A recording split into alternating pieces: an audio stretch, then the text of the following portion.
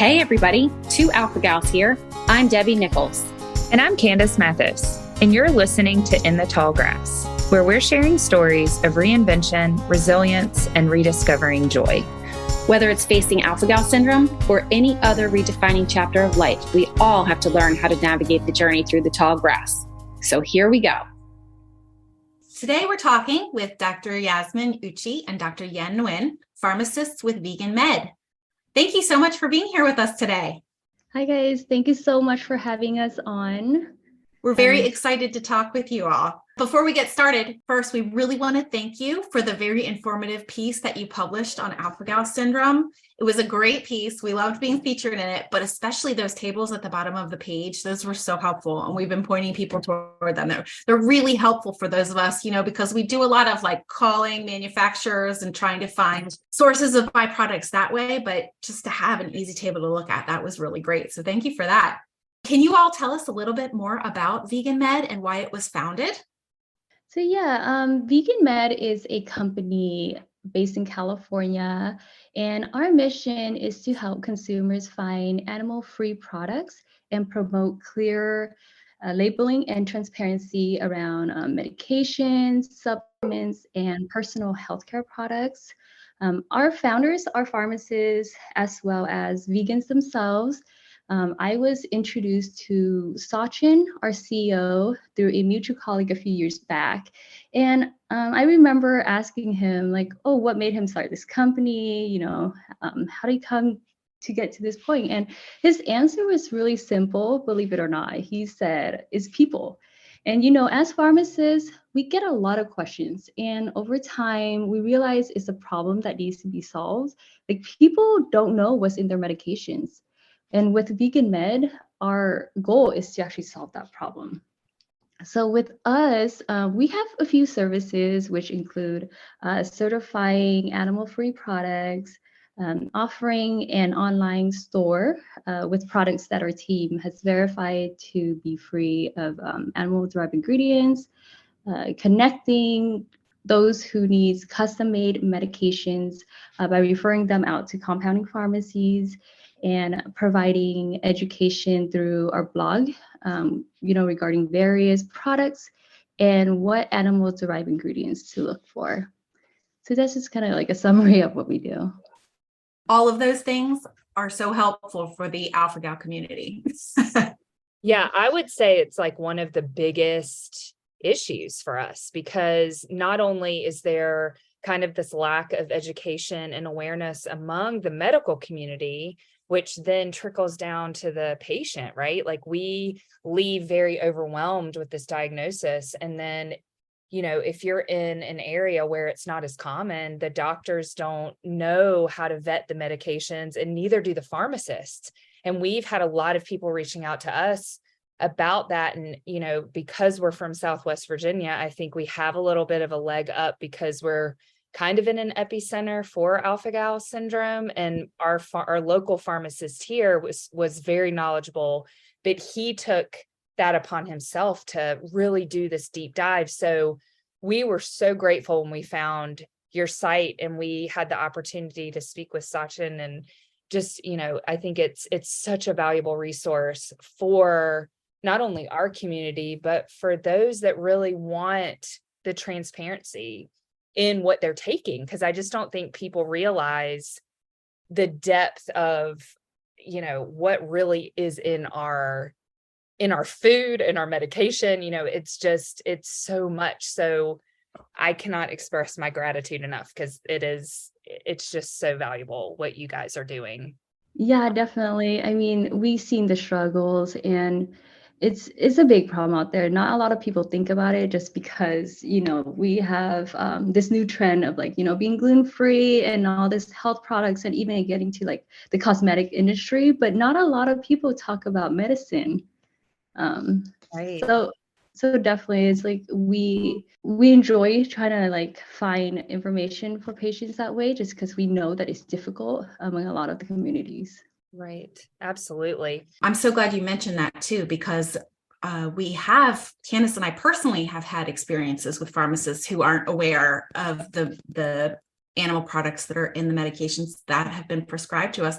I've even had a circumstance where I was talking with a pharmacist and I was trying to explain that I needed this as a mammal-free product and I needed a confirmation from the manufacturer. And she was like, oh, but look how small the pill was. I was like, that's not going to help me if it's got mammal in it. So, for Candace and I and our community of alpha gals, it's life or death in some cases. So thank you for that. Absolutely. And I would love to know, kind of backtracking a little bit, as pharmacists, was there an experience that you had personally that kind of shifted you from like the clinical, in a pharmacy setting per se, to your work with VeganMed? Did you have a personal experience happen that led you to want to talk about transparency and the passion kind of behind your work? So I was first introduced to VeganMed in 2021, where I had to complete a pharmacy rotation with them. And that's kind of where I first learned about the importance of transparency in medications and supplements and the whole vegan lifestyle and how people choose this lifestyle, not because of just health reasons, but because of religious reasons and alpha-gal. And so I became more curious and how healthcare professionals or the pharmaceutical industry addresses this issue. And I found that there isn't much being done in the medicine space, unfortunately. And so eventually this led to myself, along with Nguyen and other authors from Gilead, Harvard Law School, American College of Lifestyle Medicine, and the Hindu American Foundation, publishing a review article regarding this issue and the importance of independent certification. So it was actually published just last month in the American Journal of Lifestyle Medicine, and I'd be more than happy to send it to you both after this conversation. Yes, please. We would love to read that. Yeah, and pass that on. Yeah, we mentioned alpha-gal in the paper as well. Even better. That makes it that much more relevant. Now, it says your products go through a strict certification process, which sounds, in alignment with your transparency. So they go through this process before being included on your lists. Can you go over that a little bit with us? Yeah, so it's not a simple answer, but we do have a very thorough process. It starts with an application. So these companies fill out an application along with additional forms that we include. And then we are a pharmacist-led team. And so we double and triple check everything once they submit all the paperwork, which is a lot. And we have the ability to do site visits if that's required to where their products are being manufactured.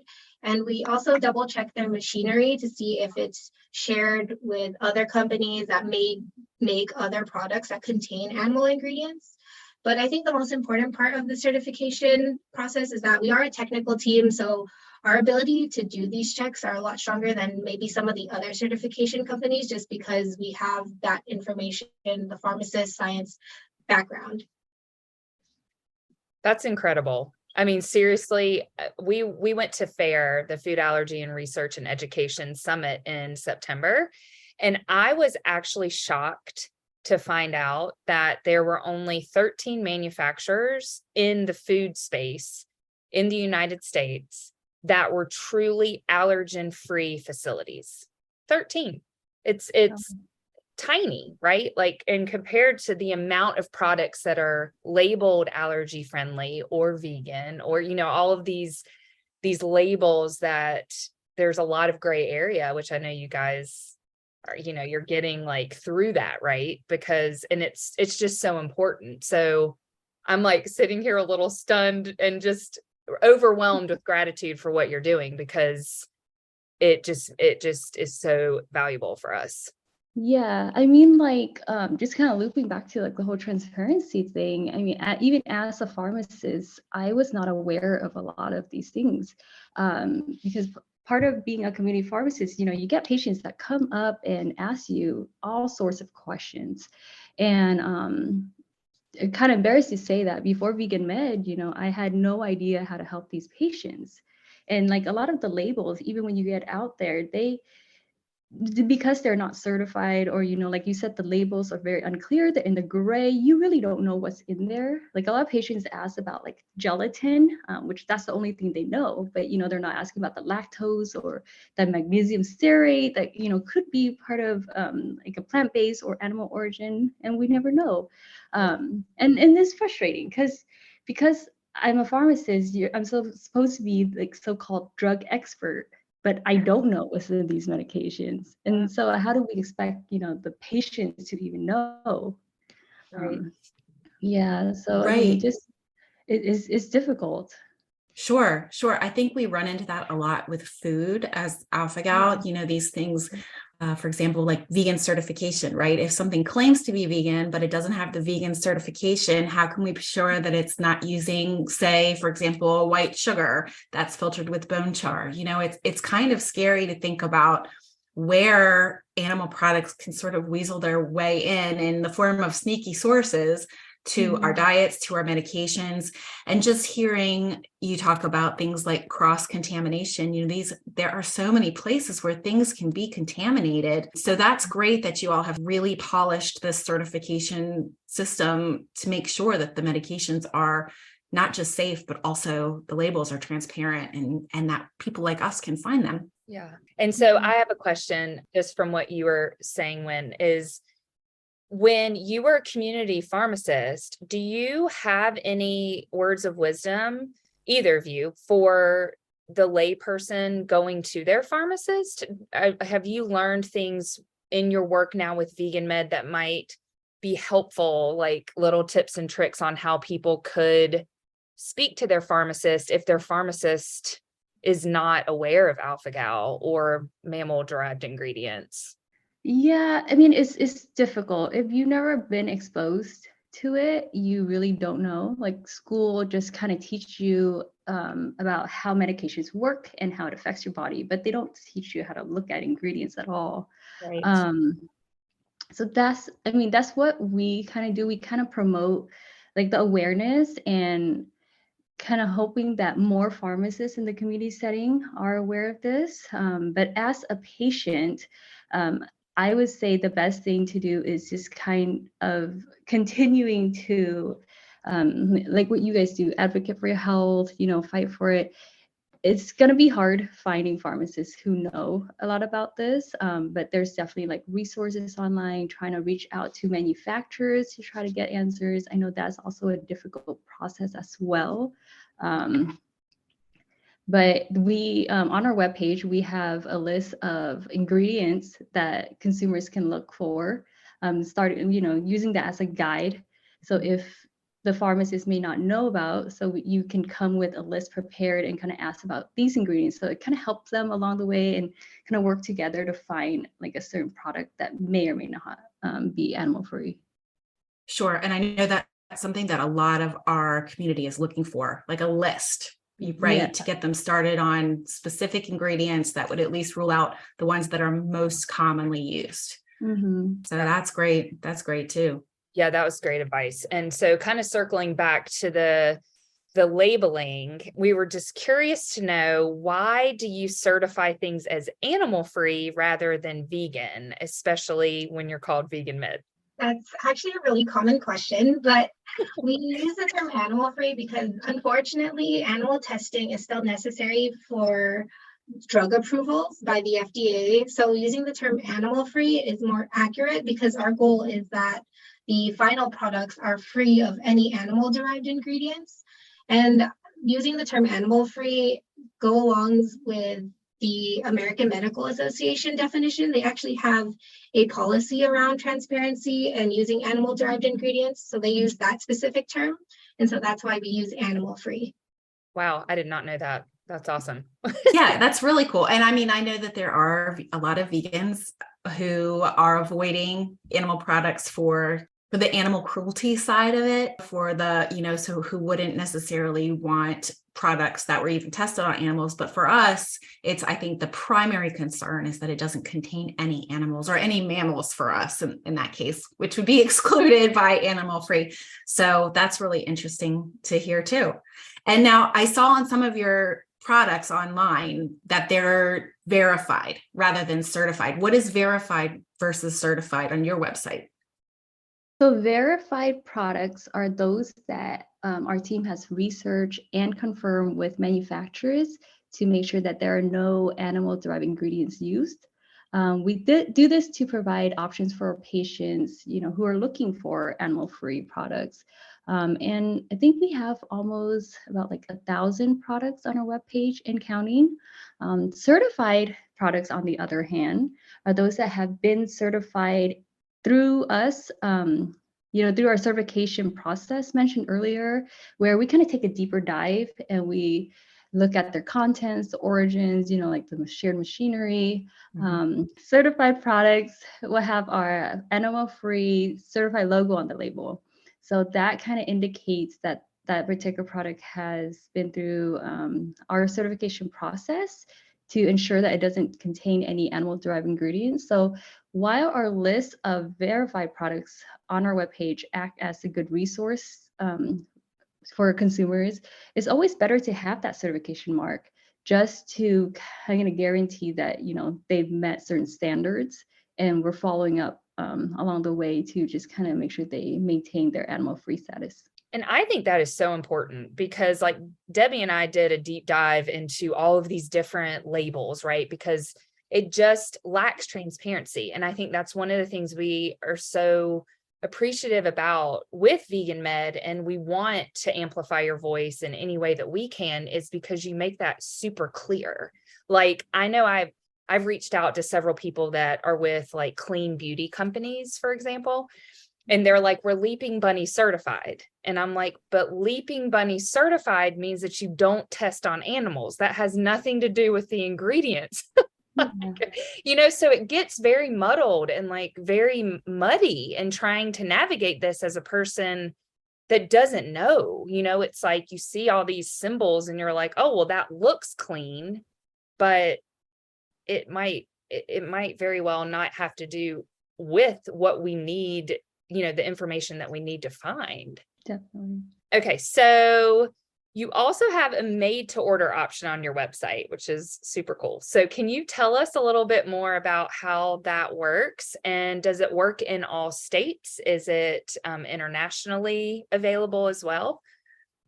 Made to order is like an option for patients to get a specific medication that's not readily available on the market. We've partnered with compounding pharmacies to bring this service to patients, but unfortunately right now, I believe they can only ship to residents in California. Okay. We're looking to expand our partnerships in the future to cover more states. But even though, it's a good option, but we know that, it's not always cost efficient, since compounding medications can cost some money. So that's why we push for more of this transparent labeling, and we urge that the manufacturers declare where their ingredients come from. But yeah, like if we actually, on our webpage, we don't provide any medical advice, but we do direct people to where they can get their medications, whether it's available on the market or it needs to be compounded specifically to meet their needs. So they have both options. Are people able to reach out to you with specific questions? Like they say, my doctor prescribed me amoxicillin. Is there a vegan way that I can have that? Are you able to provide those type of answers, or is that considered medical advice? Well, actually, Jasmine runs that department, so she can tell you that. All right, Jasmine, let's hear it. Yeah, so I'm in charge of med info, so I handle all the patient inquiries that we get. And that question, we actually can give advice. We always have to add, the disclaimer that they shouldn't follow us and always consult their primary doctor first. Right. But we can provide them, for example, a list of the medication. So you said amoxicillin. So what we could do is list all the manufacturers, and I have our team reach out to the manufacturers and call them and see if it's animal free or not. And then we return that list back to the patient. Oh, that's fantastic. That's such a helpful service, because when I was reading about your made to order option, that would be great if you were able to mail it out to anybody across the US or even across the world, because I know that's one of the questions we get most often from people. They say, where can I get my prescriptions filled and be sure that they're safe. But the fact that even if they don't live in California, or, they can't get them directly from you, the fact that they could come to you with an inquiry and hopefully get some direction, that's extremely helpful. Yeah, and then also to add to that, we actually in the past had patients who were interested in compounding, but they weren't located in California. So our team would look at wherever they're from, compounding pharmacies around their area, and we would call them and ask if they could compound the certain medication that they're looking for. Just so that's just our way of helping, even though we can't ship because they're not California based, but right. However we could help. That is so wonderful that you all do that. I don't know that you realize what a huge help this is to our community, to be able to serve sort of as that middleman, to make sure that people, even if they're in North Carolina or Michigan or anywhere, can reach out to you, and you can sort of serve as that connection between where they can find the medications that they need and where they can get them from. So I know we keep saying this, but thank you so much for the work that you're doing. No, it is. It's so important, because I think, one thing I see so much, from the community is that people get really frustrated and they're like, why am I having to do this work? Why am I having to dig so hard when I don't have a doctorate? And I get that, but Debbie and I are both all about, it is our responsibility to be our own advocate. And even when you're exhausted, you got to keep moving forward. But to know that you're there, you're professionals, you're doctors, it takes the burden off a little bit, because there are so many people that don't live in an area that have understanding doctors, or pharmacists. And I think Debbie and I are so fortunate that we have a local independent pharmacy here. And I've seen, and I'm not going to throw any pharmacy under the bus, but I've seen that some of the big box pharmacies are not always willing, or maybe they're just overworked. I don't know. I mean, now we're in this weird time with COVID, but they're not accommodating, they're not trying to dig deeper. So I think it's fantastic that you offer that resource. Yeah, absolutely.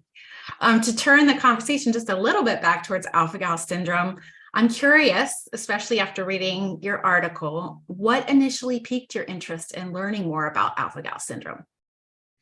Honestly, it's the people and the patients. So when I started with VeganMed, I mentioned I'm in charge of the patient inquiries. And ever since I started, every month there has been inquiries or patients with alpha-gal. And so that's what piqued my interest. And I thought that we need to write a blog about this, because we have people reaching out to us about it every month.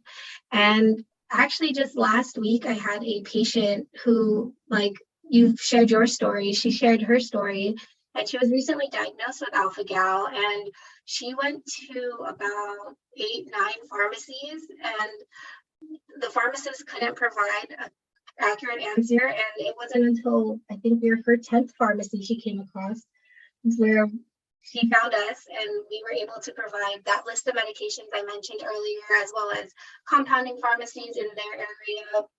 And it's just, although the results, sorry, You're okay. Okay, so kind of backtracking on this story. So they struggled to find the correct information, and then we offered our help. And so they sent us their medication list. And so we had our team go through each of their medications. And although the results were not as great as we hoped them to be, a lot of the medications were not animal free. And the patient was just very grateful that we took the time to do this process and gather this information for them. And I think it's important for healthcare professionals to be aware that this allergy exists, and it could be life-threatening, because this patient said they had to use their EpiPen multiple times just because their previous pharmacist said, oh, it's only trace amounts. But they don't realize how life-threatening that can be. Yeah. That's right. Yeah. I bet they were really grateful, truly, because I feel like so often when we're investigating these things locally or on the phone or online, we're not getting answers at all. And so to have somebody who's at least trying to help us get where we need to be, even if you're coming to roadblocks, and even if you're coming to full stops because manufacturers aren't making the medications available with safe products, at least people are getting a little bit more direction and a little bit more of the help that they are desperately in need of. Because you're right, even just a little tiny bit, that could be the difference between life and death. And my family will tell you I'm super dramatic, but that's true. Like it's a life or death issue for Candace and for me and for so many other people. And even if you have, mild allergic reactions to start with, at any point in alpha-gal, they can become anaphylactic. And so, Candace and I have both seen our reactions evolve and change, and they call it the anytime allergy instead of the every time allergy, right? So there's just so many factors that make it so much more complicated. And so we're really grateful again. We're just going to name this. We're grateful for you too. I was really surprised to hear so much from Jasmine about all these inquiries. Every week she'll be sharing me like, oh, we have a new patient asking about alpha-gal again, and when she brought up the idea for the blog post, that's when I got more involved with alpha-gal personally. I learned about the condition as well as, both of your history on how you encountered the allergy. Because we focused so much before on just, the vegans, the vegetarians. So I was shocked to find out that approximately 3% of the population has an alpha-gal allergy. Isn't that nuts?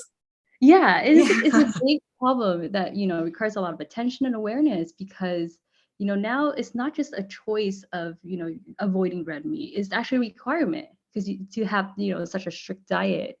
So like when I heard about Candace, like your tick bite and your digestive symptoms and, to the joint pain and brain fog that Debbie experienced, I'm like, hold up, like anybody can have those symptoms and not know. And, the fact that you guys both went on for years without having an official diagnosis, to me, I think that's really scary. Yeah. It is scary. I think the average time, correct me, Candace, if I'm wrong, but the average time it takes for someone with alpha-gal syndrome to be diagnosed is 7 years, because it looks like so many other things, right? It looks like Lyme. It looks like IBS. It looks like all kinds of things, rheumatoid arthritis, And so I think that makes it that much more challenging to diagnose. And so the more that we can get the word out about it, the louder our voice will be, right? And the more we can push towards transparency and labeling, I think that we're on the same page there. We are trying to push so hard for that because it makes a life or death difference for people in our situation. Yeah, it's, it is such a complex thing. I mean, I never, I knew about vegans and vegetarians long before alpha-gal. But I was on the opposite end of the spectrum. I ate like all the meat. I was like paleo, like I just didn't, I was very conscious of eating a whole food diet, but not to the degree that I am now. And Debbie's watched my evolution over the past like year and a half. I've gone completely vegan.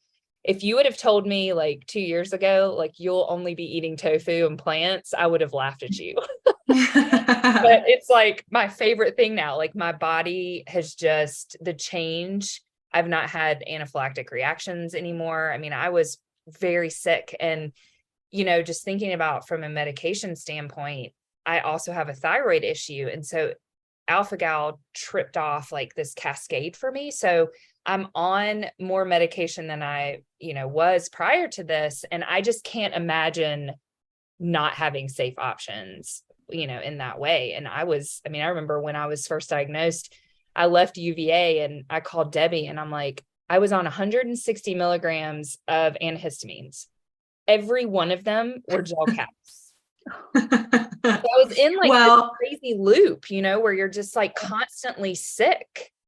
Not to mention Debbie right here, who was over there babysitting Candace, was making her beef bone broth, thinking I was doing this great service to her, gonna get her all the nutrients and, all the collagen. And I was really contributing to like killing her. So we're glad that she figured out, but it's really been fascinating for me on the outside. I still eat fins and feathers, but to watch Candace go plant-based and to see how much healthier she's she's gotten over the last year and a half. It was enough to make me try being vegan for 4 months, but then I'm also allergic to soy. And so I couldn't, it made it a little bit more challenging. So I did go back to eating fins and feathers, but seeing how much it's had an impact on Candace's health, it's been miraculous. Wouldn't you say, Candace? Yeah, it has been. I mean, I've been in contact with Dr. Dr. Scott Commons at UNC, and I actually need to send him a follow-up email now. But it's when I made that shift, and it was kind of this like last bit that I needed to change, everything else was clean for me.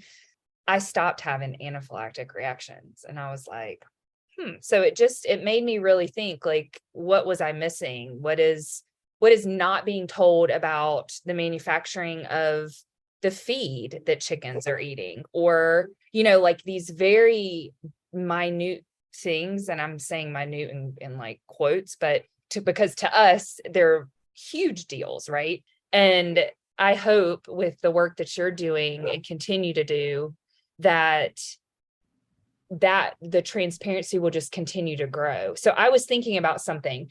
Are you, has there been talk within VeganMed of doing any sort of like continuing education or just education in general with other pharmacists and like pharmacy school or anything like that to have sort of this educational component for the medical professionals? Yeah, so we are actually working on speaking at conferences, and we applied to have a forum, a panel of speakers to address this issue and how the healthcare professionals what they could do on their part. And we've also had talks of hosting our own conference, but that's definitely something in the later years, probably. But yeah, we definitely talk about how we could spread our message more, and just you guys having us, like, it helps us tremendously too. Absolutely. Well, if you get that conference set up, please keep us posted on that. We would give us an excuse to come to California. That's right. We'll be there. We'll come and learn too, because that's one thing that we've come across is that we've learned is that there's still so much more to learn, even though we're living in this right now. We're reading everything we can and trying to get the latest information and stay up to date. But like Candace was saying, she cut out all the meat products and then suddenly she started feeling better. So was there some sort of mammal byproduct that was hidden in something she was consuming? And I guess that goes back to the whole idea of transparency, right? Well, I have one more question for you all. And this we hear is the hardest question of all. But one thing that Candace and I love very much in our lives is music. We identified with it because it's something that we can't react to, and we find so much joy in it. And so I'm wondering, especially as we're, entering the winter season and lots of different holidays and music and such, if there is a song or an artist or an album that brings you joy either in this moment or for all time. And I'd love an answer from both of you. I think I can answer this question first. Just recently, actually, I went to the Lizzo concert. And so her most recent album, or even her first album, she got me through a very difficult time in my life. Her first album, I listened to it during COVID. And so being isolated and having her playing in my apartment, having her album play in my apartment during COVID while I'm just isolating, it was very empowering. It gave me hope. And this past album, just seeing her live, it was just a great experience. And so I always play Lizzo. That's my go-to artist when I need a boost of energy or just self-confidence or self-love. I love that. We're really big fans, if you can't tell. Oh, this is really fun. Like for me, music, I feel like it kind of changes depending on, I guess, the mood. Lately, I've been having that song, let me see what it's called, Calm Down with Selena Gomez by Rima. It's still more upbeat, but it's just every time I've been hearing on the radio, it just makes me feel like, just take a deep breath. Like nothing is that important, and just kind of makes me feel like I should just calm down and live the moment. Just focusing on what's making me happy and how I can help the world right now, and just focusing in the moment. So that has been kind of playing in my head lately. I love that too. It's kind of neat how music affects you, isn't it? We think so anyway.